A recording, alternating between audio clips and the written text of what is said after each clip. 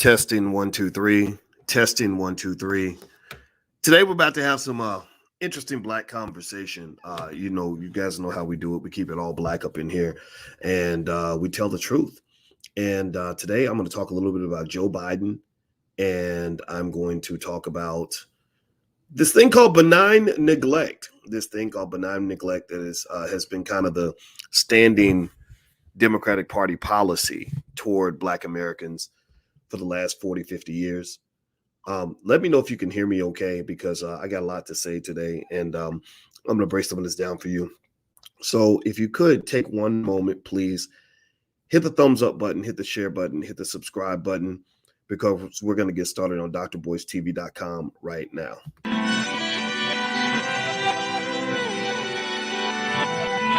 Here we are, clan the isms, cataclysm, great. Our people out here struggling, trying to make it in this state. Everybody out here doing it, but we the ones who late. Now family, we the ones who gotta delegate. Get that money in the power, never be fake. Stick to co-sign for 3. What did he say? Create jobs, support our own. Educate the same and buy back your home. Got 3 degrees, triple 10. 3 PhDs, now we on the CNN. DBTV, let's talk about negligence. Ignorance is bliss, but we can turn it to intelligence. Believe none of what you hear, half of what you see. Let's break it down here on Dr. Boyce TV. Here we are. Hey, what's going on, guys? My name is Dr. Boyce Watkins. Welcome to drboystv.com, the home for intelligent Black people. I want to first of all just do a sound check. Can you hear me? Let me know if you can hear me and you can see, or not. Well, maybe not see me. You can't see me because I'm having to do audio today because I'm in Atlanta. Give me a yes in the chat. Everybody put a yes in the chat if you can hear me. Also, shout out the name of your city. I'd like to know what cities you guys are coming from. And I see you, Cindy, Loper, and Chris, and Andre says, yes, I can hear. Thank you for helping me with the sound check. Sherman, Deontay, Glenn Wright. Also, as we dig into this very important conversation, which has to do with Mr. Biden, aka Jim Crow Joe, whatever you want to call him, that old dude in the White House, where we kind of wonder if he's a little too old to be in the White House. And before we jump into that, could you do me a favor and just know that we've got, there's all this white media everywhere. We're inundated with white media. MSNBC gives you one ear of propaganda. Fox News gives you another ear of propaganda. CNN gives you a third ear of propaganda. Well, we want to make sure Black people's voices are in the mix. So if you can help us support Black media by hitting the thumbs up button right now, everybody hit the thumbs up button right now and subscribe right now. Subscribe and hit the notification bell so you'll be notified when we go live right now. I would appreciate that very much. So give me a yes in the chat after you do that. I see Cairo from I said, where were you from, Cairo? Man, Cairo, I missed your city. I see LW from Atlanta. I'm in Atlanta right now, about to go home. Marvin for Charlotte, North Carolina. Arnold from Minneapolis. Perline from Pittsburgh. All right, so let's get it cracking. Let's get started. All right. So how many of you, give me a yes or no, how many of you are aware that Joe Biden, he's such a superhero to everybody else, right? Joe Biden just signed a bill to give $6 billion, billion with a B, like a billion, $6 billion to Afghan refugees that are coming in from Afghanistan. How many of y'all are aware of that? Give me a yes if you saw that crazy statistic. It was really the freakiest thing I've ever seen. I was utterly stunned that he gave them that much money. I was stunned, but I wasn't stunned. You know how you say you're surprised, but you wasn't surprised. Like I expected it, but I didn't expect it, but I did expect it. Right. And why do I say it that way? Well, because this has kind of been par for the course for Black people. Right. This is par for the course. We are to some extent, we are the political and economic hose of America. Black people have been seen as the economic side chicks. The side chick, like we're expected to show up when they need us, right? We love it. We like that role, right? We enjoy being the political and economic side chicks, right? We enjoy showing up for America when America needs us. We brag about that, right? After the last election, I saw a few memes. Give me a yes or no if y'all saw some of these memes. I'm not making fun of it. I'm just pointing out. Y'all know me. Sometimes I get in trouble because I actually speak, the truth according to Boyce, and I observe what I see and I recite what I see, and then people get mad at me because I'm reciting what I saw, but I'm like, but I saw it, I gotta say it. And how many of y'all saw memes after the election where you had people bragging about the fact that Black people saved the Democratic Party, particularly Black women? I saw memes. I'm not making fun of anybody. I promise you, I'm not making fun of you. I just want to kind of help you observe some things. I saw memes that said Black women saving y'all again. Black women saving the Democratic Party again. Right? Anybody remember that? Right? Anybody remember that? So we love to brag about how we're saving everybody else. We like that. For some reason, there's something in us that is like self-sacrificing. I don't know. I mean, maybe we're just that wonderful. I mean, God bless us for that. But there's a thin line between being a good person and just being flat out stupid. There's a thin line between being a loyal supporter and just playing yourself. And so to some extent, when I see our relationship with the Joe Bidens of the world, it takes me back to slavery, where you had some of these poor women who breastfed the white woman's baby while your own baby was at home starving to death, right? Spend time with Master's kids instead of your own. Did Master's work, but Master wasn't doing your work, right? I mean, am I lying? I'm not trying to hurt nobody's feelings today. I mean, it's a Sunday. Lord knows I don't want to be a mean man on a Sunday, but God, come on, man. Come on. So Joe Biden, in the American tradition of benign neglect, in the tradition of making Black people look as stupid as possible on a regular basis, goes and he signs this bill that gives $6 billion to Afghan refugees, which again, this is, I want to make it clear, I have nothing against any immigrant group. I really don't. I'm not. This is not anti-Afghan. This is not anti-immigration. This is not, some old white nationalist conversation. This is just really saying, what about Black people? Hey, when we gonna get to eat too? Hey, boss. Hey, Master. Hey, Master, that was good, man. That was nice. You gave him some chicken. You gave him $50. You gave him a free horse. Master, when is I gonna eat too? Master, I'm next, right, Master? Right, boss? Yeah. You're next, Bucky. I'm gonna take care of you. I promise. Right? That's kind of been the role of Black people for several hundred years. We have been those political and economic side chicks who are expected to show up whenever Daddy needs us, but yet when we need them, they don't show up for us.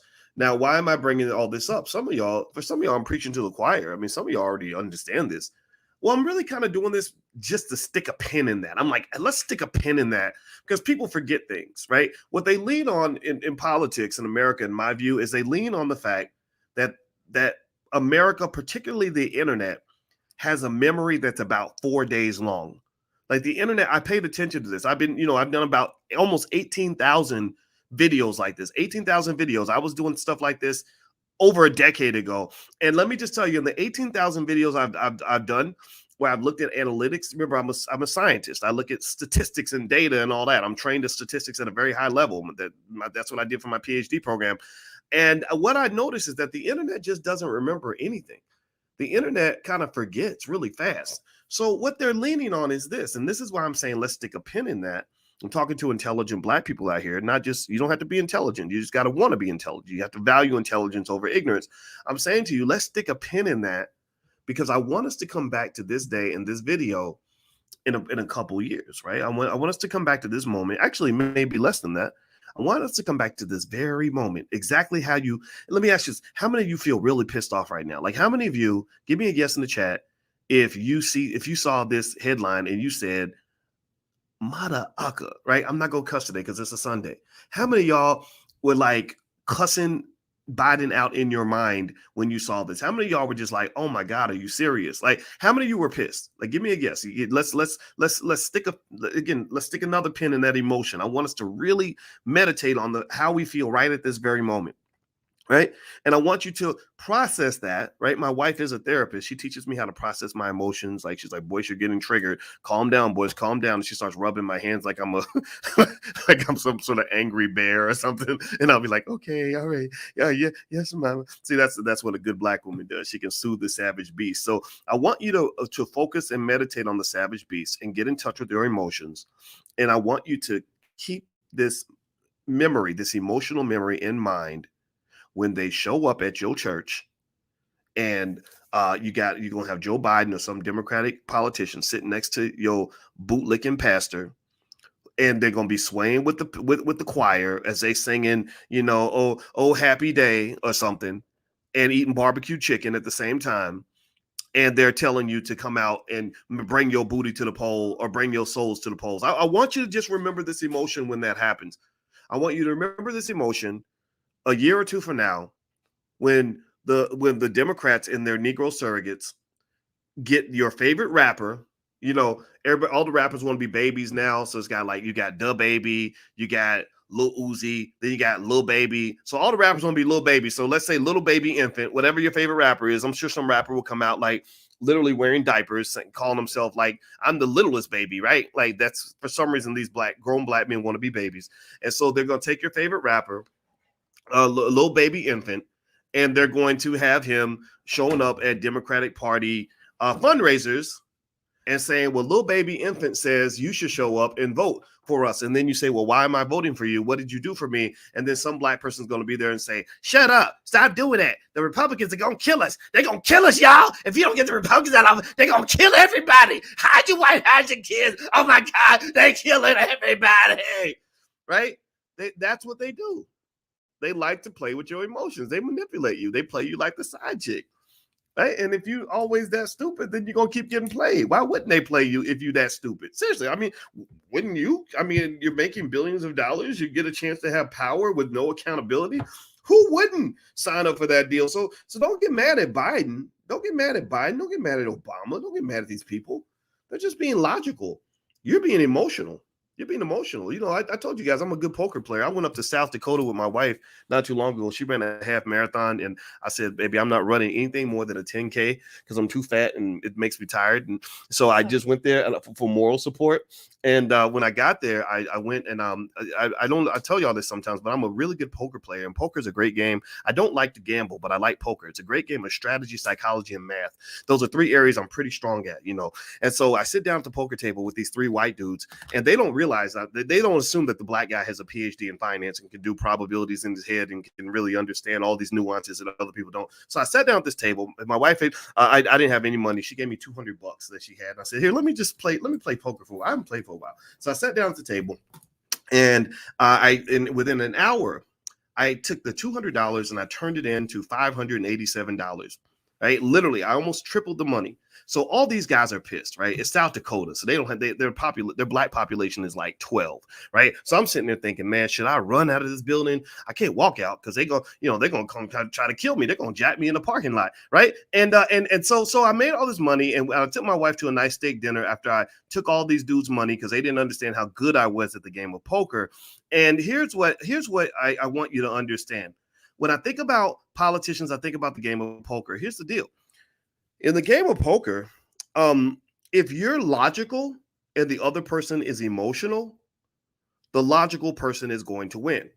When I play poker, I'm very logical. I try to control my emotions. I don't get mad. If you take a bunch of my money, I calm my nerves so that I don't make bad decisions. I want to make logical decisions. And so I logically and systematically financially castrated every guy at that table. I just had a good day and I'm pretty good. And that's how it worked out. Right. So my point here is this. Politics is the same damn way. If you are playing a game with these politicians, their game is, how do we get these Negroes to vote for us, even though they know that we have screwed them repeatedly over and over again? How do we get their support if they know for a fact that communities like parts of Baltimore and other places? I was in Baltimore last week. That's why it's on my mind. We got communities that have been run by Democrats for decades that are absolute trash, that are torn to pieces. Babies getting shot in the street, trash cans everywhere, rats rolling through people's houses, abandoned, torn down buildings, like nothing coming, right? That $6 billion that they dropped, that $6 billion into parts of Baltimore where they're building a Black Wall Street, there will be so much prosperity there. Think about this. I went to Baltimore. I saw Black Wall Street where Black people had taken over like 10 city blocks to run Black businesses. And most of them were small little shops. And in front of the shops they had set up, and they were making like probably millions of dollars in transactions right there on that block. What if that $6 billion went down to that Black Wall Street in Baltimore? What if they wrote a check and said, We're going to go to a lot of these urban neighborhoods where black people are trying to do something, trying to make something out of nothing. And we're going to give them $6 billion instead of giving it to some people that ain't put a nickel into this country. We're going to give this money to those black folks so they can go build something. Imagine how much your community would change overnight. Seriously, I know a whole lot of smart black people who could find a lot of great things to do with $6 billion. I know Marcus Klein, who runs Freedom Home Academy International. I gave him a donation of $5,000. My cousin Tippy gave him a few thousand more. And we said we'd like to do more, but this is what we can do right now. We'll do more later, but this is the most we can do. What if you gave Marcus Klein a check for $10 million? What do you think he could do with all those babies he's educating on a shoestring budget? This is what you're dealing with. This is what you're dealing with. This is my point. My point is to say that when they come and they try to get your vote, they're asking themselves this question. They're saying, damn, we have screwed over this community and ignored the hell out of them and not given them any of our resources for a long time. If I were them, I wouldn't vote for me. If I were myself, if Joe Biden was being asked to vote for a group of people that have done nothing for them, he's like, damn, I wouldn't do it. I'm not stupid enough to vote for myself. But black people are magical. There's something magical about black people, and that they just have this history of forgiveness. Like they can literally forgive you of anything. Only the black community is a community that's so intriguing. Let's use the word intriguing. I'm not gonna say stupid. I'm gonna say intriguing. That Dylan Roof could run up in a black church and shoot down like 30 people in that church, and within 1 week, all the members of the church are in the courtroom screaming, "We forgive you," from across the room.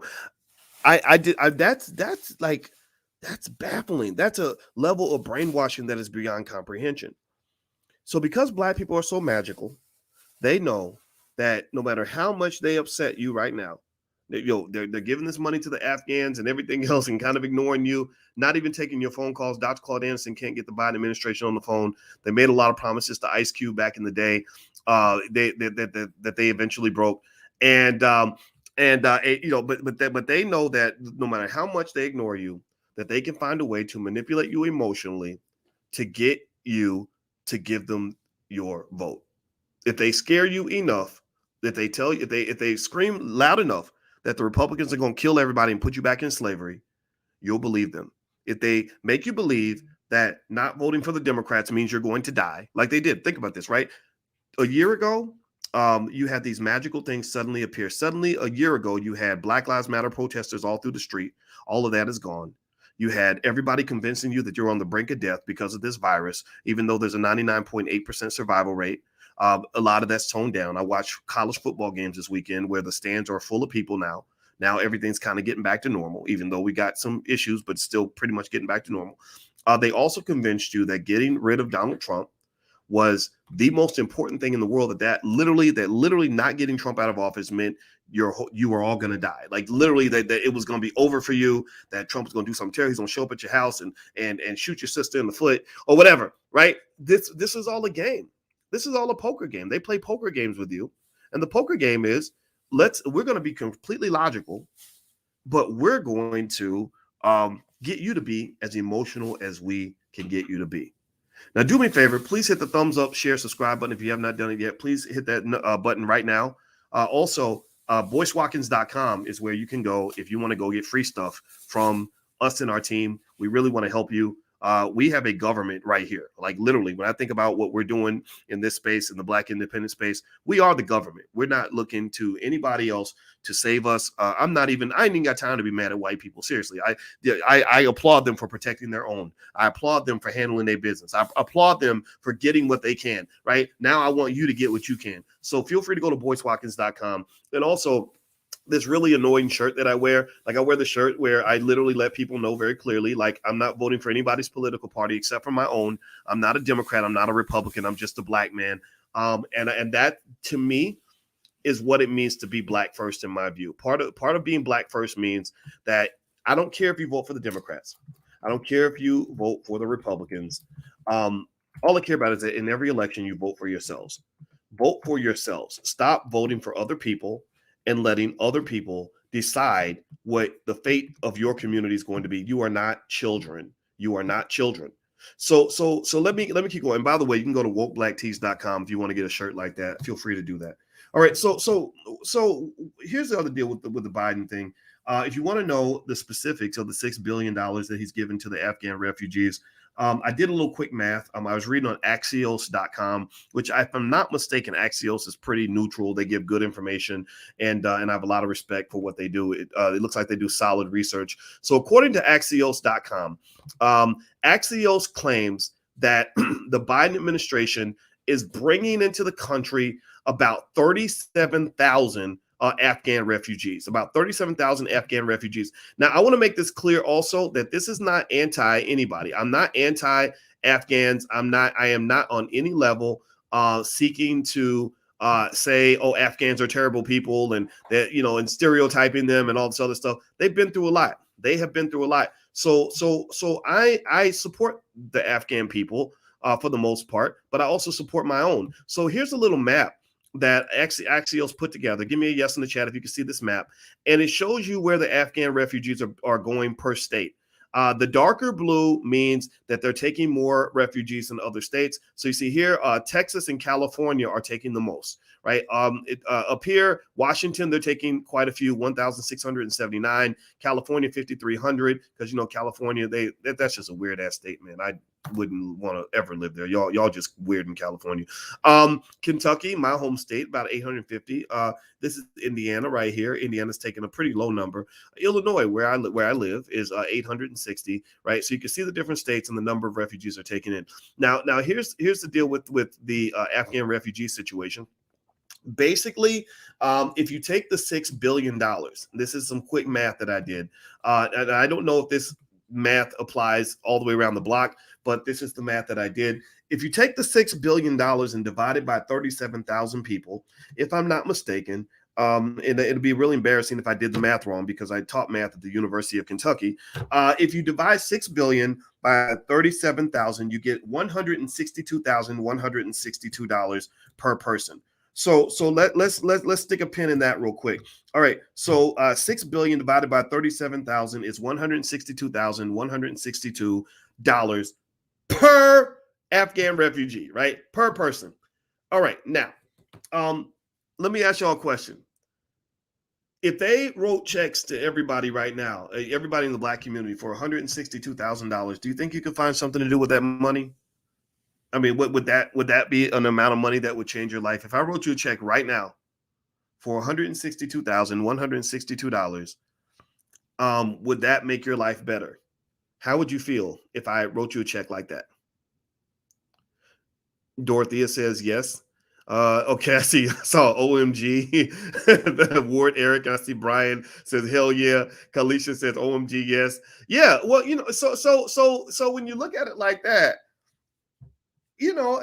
are we wrong to be a little pissed off? Are we wrong to kind of give Biden the side eye? Are we wrong to say, hey man, what about us? I'm not even mad at the Afghans getting their money. God bless them. Let's just be clear. Some of the Afghan refugees really, they were duped too. They were fooled by the American government also. They literally they made a tragic mistake, many of them, by aligning with a government that has historically broken its commitments to people all around the world. They didn't just do this. They're not just screwing Black people. They're screwing the planet. That's why America is not a country that's going to last very long. So many things America does right now politically are so ridiculously, tragically stupid that this country, I would be stunned if America's around 200 years from today. I really would. I'm be honest with you. We don't invest in our kids. We don't want to educate our children, so our kids are going to grow up and be stupid.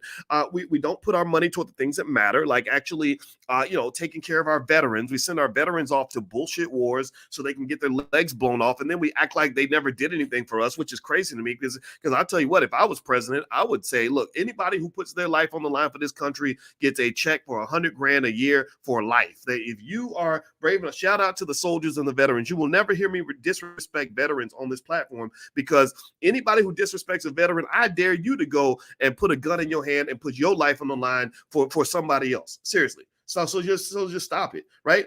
We do so many other things. The government debt, the debt level is $28 trillion. You're not going to pay that back. We owe about $228,000 per taxpayer. And most people, a lot of people can't even get like $1,000 together to like get their car fixed. So how are you going to pay nearly $250,000 in government debt by the time you're done? You're not. It's just not going to happen. So long story short, America's policies are just so tragically bad that I don't know how the country is going to survive. They go around the world and they set up these fake prop governments.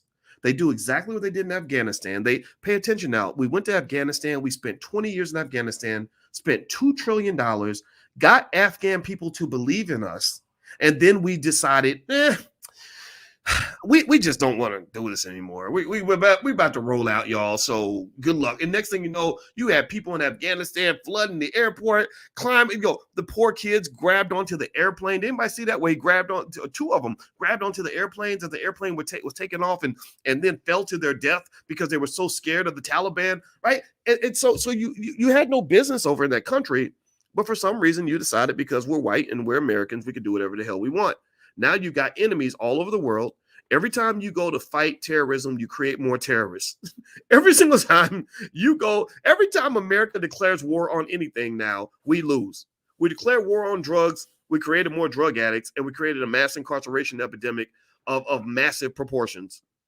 Seriously, we declare war on terror. Now we got more terrorists. We've never declared a war on poverty. Because we just, end up creating more poor people. Inequality's never been greater. We declare war on this virus. The virus is still out there. The virus is like, hey, y'all, like, I'm just mutating. Like, you ain't going to get rid of me, right? And really, here's the deal. Here's the thing. And this is where I'm going to put on my finance professor hat. And I want you to understand every single one of these so-called fake wars, the war on drugs, war on terror, war on this virus, in the backdrop of all this, the reason that it's all getting messed up is because it's usually not really a war on anything. It's the development of an economy. All this is capitalism is driving that bus every single time. When there's a war on terror, defense contractors are making billions of dollars. That's why they were happy to go to Afghanistan and waste people's time for 20 years and then abandon Afghanistan, just like the fall of Saigon, just like they did in Iran when the Shah, when they propped up a fake government for 25 years and had everybody in Iran wanting to kill all the Americans, just like they did in Nicaragua, just like they did in parts of Africa. These are just modernized versions of colonialism. Right? Capitalist colonialism. Okay, these people over here have resources. Let's go over here and extract the resources and pretend like we have some other mission when really at the end of the day, the goal is to make money. So the war on drugs was a failure for you because you're black and your uncle and your daddy and your sister went to prison or your cousin got hooked on dope, right? So it was a tragedy for you, but it wasn't a tragedy for them. It was a win for them because billions of dollars were made in the war on drugs. The war on terror made billions of dollars for defense contractors, right? The war on the virus has made billions of dollars for big pharma. They don't really care about winning the war. They just want the war to exist, right? So ultimately, the Afghans that are coming here, I have no ill will toward those people whatsoever. I don't want this to be interpreted as anti-anybody. This is really just a pro-black conversation. I'm really talking to black people. I mean, other people are going to listen in because, COINTELPRO's everywhere. People, they spy on black people that actually have real solutions. Like they spy on black people who are not stupid. If I was stupid, they wouldn't care. But I know I'm not stupid. I might be a jerk sometimes, but I'm not a stupid man.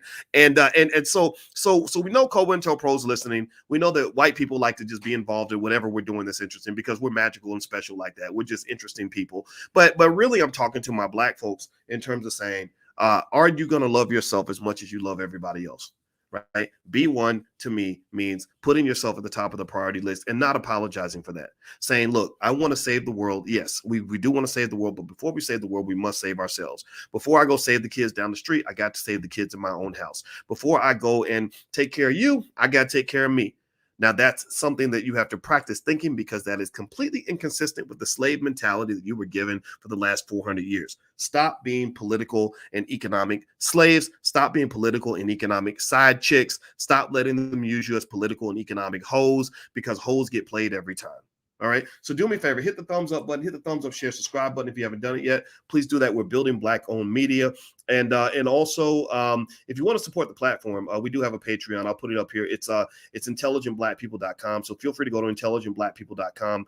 That's the URL on the screen. Somebody type it in so other people can see it. And also on October 29th, that weekend, we're having the All Black National Convention in Orlando, Florida. We have about 40 experts in the black community in all different areas of Black intelligence. We have relationship experts that can help you get your family and your marriage right so that you're not losing tons of money in divorce court or going from baby daddy to baby daddy and ending up in poverty because of that. So Dr. Adrian Carter, my wife, Dr. Alicia, are going to be there to help with that. We're bringing in people like King Randall, who's bought tons of acres of land, and Jay Morrison, a real estate expert who knows all about real estate, how you can actually own land and own property. We're bringing in people like Jade Arundel from Fly Nubian Queen, who's extremely smart. My sister, Dr. Latanja Watkins, is a medical doctor. We talk about Black health. Queen Afua is an extraordinary health expert that can help you actually have a healthy immune system instead of thinking that you need jabs and pills in order to be okay. Teddy Ewing, who's a crypto expert. Brother Nuri Muhammad from the Nation of Islam, who's an expert on all things Black and intelligent. Vicky Dillard, we're bringing her by. Nathaniel Jordan, the Minister of Wellness. Dr. Charm Timms. We have a long list of Black experts in a multitude of areas that are coming together and convening at the All Black National Convention. Everything from crypto experts to relationship experts to experts on politics and beyond. And the conversations are completely uncensored. And the goal is to get to the solution that's going to help our people. So if you'd like to come down, I hope you'll go to allblacknationalconvention.com. I hope you will bring your family. We have an entire educational track for children. We have speed dating. We have speed networking. All the things that you need in order to be a successful, happy Black person. That's our goal. So feel free to go to allblacknationalconvention.com. The URL's on the screen. Bring your family, bring your church group, bring your investment club. The more, the merrier. All right. Last point I want to make on this. Here's the deal. If you look at this whole Afghan situation, one other thing that comes to mind to me, with Biden, writing this check for $6 billion to take care of people who don't even live here. One question I really asked, that came to mind when I was thinking about this whole, refugee immigrant thing is, does anybody know what happened to all those Haitian people that were at the border? Does anybody know? I mean, give me a yes or no. Does anybody know what happened to all those Haitians? Jay Morrison, I talked to Jay Morrison recently. I came to Atlanta. We had a meeting, and I talked to him when he was going down to the border to address what was going on with the Haitians at the border. And one thing Jay said to me that was really surprising and almost disturbing to me was he was there, and there's all these people, and they wouldn't release any information about what they were doing with these people, what the plan was for these people, none of that. And then he said he came back the next day, and all those people were gone. Like literally just disappeared. Now, I mean, that's a Scooby-Doo mystery for your ass right there. Like, I'm sitting there trying to say, like, what happened to all the Black people? Like, where did they go? Like, where's Waldo? Like, I that was really surprising to me that literally all these people could just vanish and disappear. And I'm curious to know, were they released in the United States? Were they sent to Mexico? Did they get sent back to Haiti? They were flying them like a couple dozen at a time or something back to Haiti. I don't think they flew all of them back to Haiti and didn't tell nobody. Did they put them in Guantanamo Bay? I think Jade Arundel actually mentioned that. So and here's the other point that's interesting, and shout out to Sonny Hostin on The View for bringing this point up. How is it that on one hand, these Haitian people at the border are a complete nuisance? You're trying to get rid of them. You just treat them almost like rodents, but yet you're literally rolling out the red carpet and signing a check for $6 billion, or AKA $162,162 per person for people from Afghanistan. It's not hard to know that there's a clear difference in the skin tone of an Afghan and a Haitian. And Dr. Claude Anderson, in books like Black Labor, White Wealth, if you go back, and we're actually reading that book every week in the book club, feel free to join us on Wednesday nights. In Black Labor, White Wealth, Dr. Claude Anderson shows that immigration policy historically has been biased in favor of people with lighter skin. When they set the initial immigration policies of about a little over 100 years ago, they literally said, if you're from England or France or whatever, we'll take as many as you can deliver. Then as the skin tone got darker, the number of immigrants in the quota got lower. And then when they got down to Africa, the quota was zero. They literally allowed 0 people to come to America from Africa. That did not change until I think the 1960s.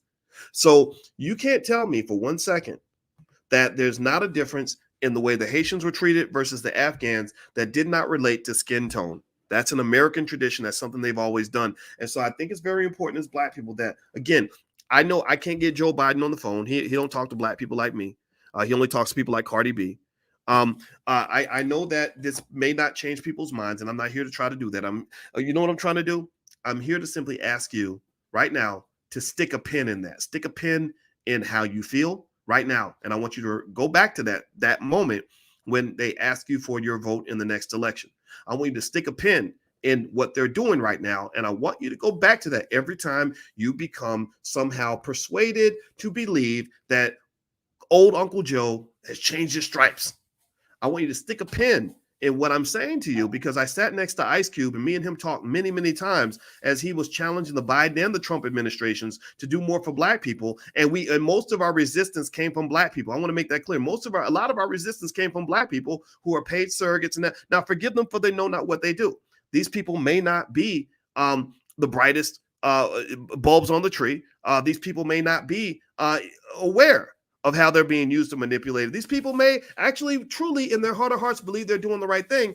I don't agree with that. And let me just tell you, when I was sitting with Ice Cube and we were talking and expressing our frustrations, one of the things that we thought was really, really intriguing is that he got more rejection from the Biden administration than he did from the Trump administration. It was actually the Trump team that wanted to meet with him. Now, sure, they were doing it because they were desperate for votes. They thought they were going to lose the election, so they were looking to do anything to get Black votes from the Democrats. We know this, but that was really stunning. And then the Biden administration, I guess, assuming that Ice Cube and his team were just stupid, literally said dumb things that you would only say to a dumb person, like, hey, why don't we just talk after the election? Vote for us first, and then we'll talk after you vote for us, right? Like that, like that guy in the frat house is like, come on, baby, just have sex with me first, and then we can talk about our relationship. Right, ladies, would that work? Like, hey, just come on, let's just do this. Let's get it out the way. Let me just stick it in a little bit, and then after that's over, we'll talk about all the other stuff that you want from me. Right? Is that a good policy, ladies? Like, tell me. I don't know. Does that work? Did that work for you in college? Right? No, it only worked for the girl who was a little bit slow, or maybe she just wanted to get some. That's okay. It's okay to be a hoe. I'm not judging that either. But the point of the matter is that I don't think that being political and economic hoes has been working for us as Black people. I think that's left us sitting there lonely, empty, and abandoned, and ending up in a worse place than we were before. And if you look at most indicators of Black progress in America since integration, they've all gone down. If you look at Black wealth since integration, it has declined. If you look at the education of Black children since integration, it has gotten worse. If you look at Black family status since integration, it has absolutely been obliterated. So tell me, where's the win, Black people? Where's the win? There's been no win. There's been no win. So stop lying to me and telling me that that everything's okay and that we're better off than we were before, because I just firmly don't believe that. And I believe that we need a different solution. So I'm going to go. My wife is waiting for me. She's beautiful. So I do whatever she says because I think she's the most gorgeous woman on the planet. And so I am going to say also thank you to everybody in Atlanta who we worked with, who hosted us while we were here. Shout out to the Black House down in South Atlanta, run by Jane Ernestine Morrison. I love the Black House. Y'all got to go visit. Also, the All Black National Convention happens the weekend of October 29th. You can attend digitally, but digital is not the same as physical because we can't bring you into every single event. But we are having a B1 ball. We're having an awards show. We're having speed dating. We're having political panels. We're having keynote speeches from people like Vicky Dillard, Dr. Claude Anderson, Queen Afua, Nuri Muhammad. We're having extraordinary deep discussions about crypto. We're having discussions about the Black athlete, Olympian Ronnie Baker, who was just in the Olympics, who got 5th in the men's 100-meter dash, is coming through in our discussions about the Black athlete. Another brother sports agent named Andre Odom, who represents some big-name athletes, is going to be there. We're also bringing along with Jeff Lightsey Jr. from Ball Sports. We're bringing in people that are experts in health. From Queen Afua on down, who could talk to you about healthy immune systems and ways that you can break away from big pharma. Because in America, 70 million people in America are connected to some sort of mind-altering drug. That is not healthy. Big pharma doesn't really care about you. We know this, right? So ultimately, as Black people, I think that we have to solve our own problems, come up with our own solutions, figure out the best way to raise our own kids, figure out the best way to build our community. So that's what the convention is all about. I hope you'll come out allblacknationalconvention.com. That's the URL. And of course, you guys know that you can go to boycewatkins.com if you want to get a free copy of my book, It Takes a Village to Raise the Bar, and also get free stuff from us in the Black Business School. So that's my conversation for today. I hope that this helps you. And again, I am not anti-Afghan at all. I'm very pro-Black, and that's what that's about, and I'm not going to apologize for that. So God bless you guys. Have a great day. I'm out of here. Love you. See you soon. Peace.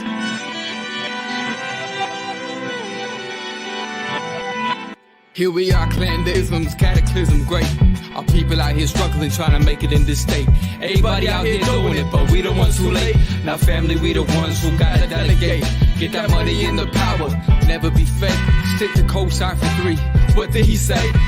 Create jobs, support our own. Educate the same and buy back your home. Got 3 degrees, triple 10. 3 PhDs, now we on the CNN. DBTV, let's talk about negligence. Ignorance is bliss, but we can turn it to intelligence. Believe none of what you hear, half of what you see. Let's break it down here on Dr. Boyce TV. Here we are.